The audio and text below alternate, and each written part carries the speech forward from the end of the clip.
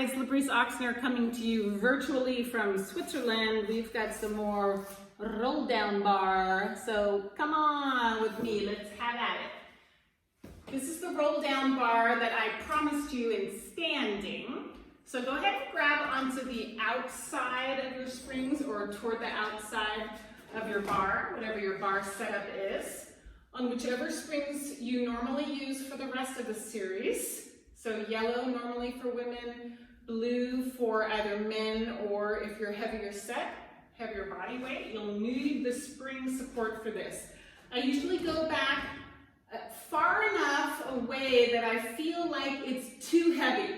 And don't worry, it's not too heavy. All right, bring your feet and knees completely together if you can. If that's too unsteady for you, you can separate your feet hip distance apart. My preference is all the way together if you can handle it though. And then when you go down into your squat, I want you to pretend that you're sliding your back up and down a wall. Kind of like when you did wall squats, or when I did wall squats back in my basketball days. So in other words, I'm not hinging forward like you would normally do a squat because we have the springs to rely on, so we're using them and challenging ourselves in a different way with the squat. Now, if your knees are not so good, or you feel a little bit nervous about that, you can keep it small, like that. But if you feel like you've got really nice, healthy knees, I challenge you to go down deep. Nothing wrong with that. And then, of course, we have an add-on. So you'll do many of those squats, right? At least 10, maybe 15 if you feel up to it. Go into your half squat, or about 90, and then scoop that belly in and go into a row. Just pull it right into the chest. And don't let that bar escape you. I want you to control it as you straighten the arms out. And you'll feel those legs. Keep the knees squeezing if you have it all the way together. And go for, whatever your number is on your row. And then when you're done, straighten the arms, go back up. And then we take 2 little steps forward.